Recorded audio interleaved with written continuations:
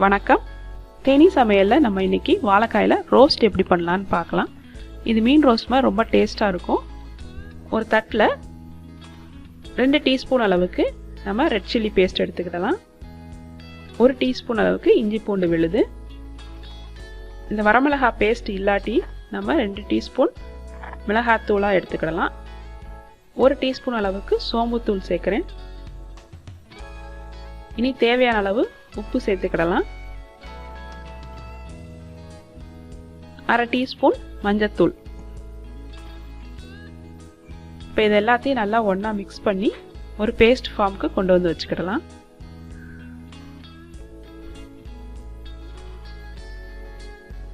இப்போ நமக்கு paste ready ஆயிடுச்சு. நான் எடுத்துருக்கிற அளவு வந்து ஒரே ஒரு வாழைக்காய்க்கு. இப்போ நீங்கள் 2 வாழைக்காய் யூஸ் பண்ணுறீங்கன்னா அப்படியே டபுள் பண்ணிக்கோங்க அளவை. இப்போ வாழைக்காய் நல்லா கழுவிட்டு 2 முனையும் கட் பண்ணி எடுத்துக்கிடலாம். ஒரு ஸ்கிராப்பர் இருந்ததுன்னா அதை வச்சு நம்ம தோலை நல்லா ஸ்கிராப் பண்ணி எடுத்துடலாம். இந்த மாதிரி நல்லா தோல் சீவினதுக்கு அப்புறமா நம்ம குறுக்கு வாட்டில் வச்சு ஸ்லைஸ் பண்ணணும் வாழைக்காயை.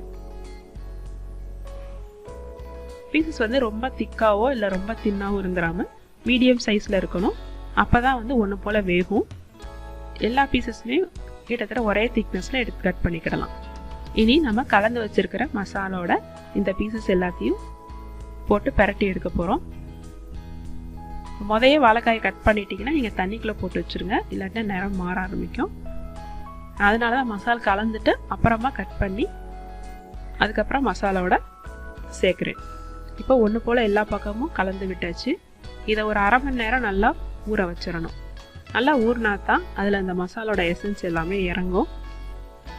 இதை மூடி வச்சு இப்போ 1/2 மணி நேரம் ஊற விட்டுருவோம்.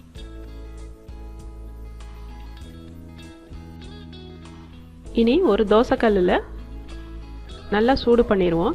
சூடு பண்ணி 2 அல்லது 3 டீஸ்பூன் அளவுக்கு எண்ணெய் விட்டுக்கிடலாம். இப்போ இந்த வாழைக்காய் ரெடியாக இருக்குது. நல்லா ஹீட் ஆனதும் இப்போ தீயை குறைச்சி மீடியம் ஃப்ளேமுக்கு கொண்டு வந்துடணும். கடைசி வரையும் இதே மீடியம் ஃப்ளேமில் தான் இருக்க போகுது. இப்போ வாழைக்காவை நம்ம அறுத்து வச்சுருக்க வாழைக்காவில் பாதியை வந்து இப்போ நம்ம இதில் வைக்கலாம்.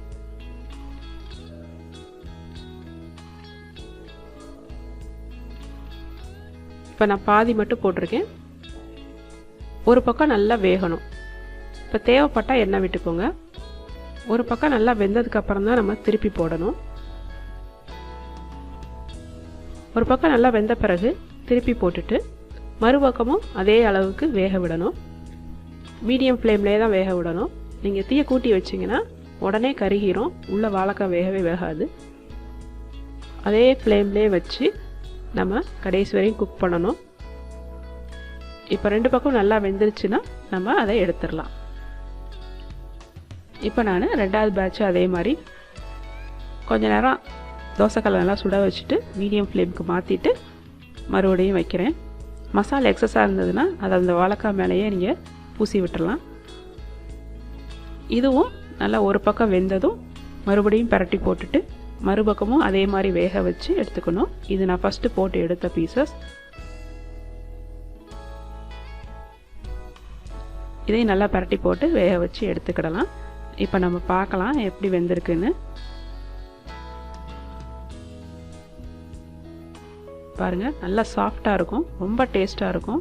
இது தயிர் சாதம், பருப்பு சாதம் எல்லாத்துக்கும் ஒரு நல்ல காம்பினேஷனாக இருக்கும். இப்போ எல்லாத்தையுமே நம்ம அடுப்புலேருந்து ரிமூவ் பண்ணிடலாம். நீங்களும் இதே மாதிரி வாழைக்காய் ரோஸ்ட் செஞ்சு பாருங்கள். இந்த வீடியோ பிடிச்சிருந்தால் லைக் பண்ணுங்கள், ஷேர் பண்ணுங்கள், மறக்காமல் சேனலுக்கு சப்ஸ்கிரைப் பண்ணுங்கள். தேங்க்யூ.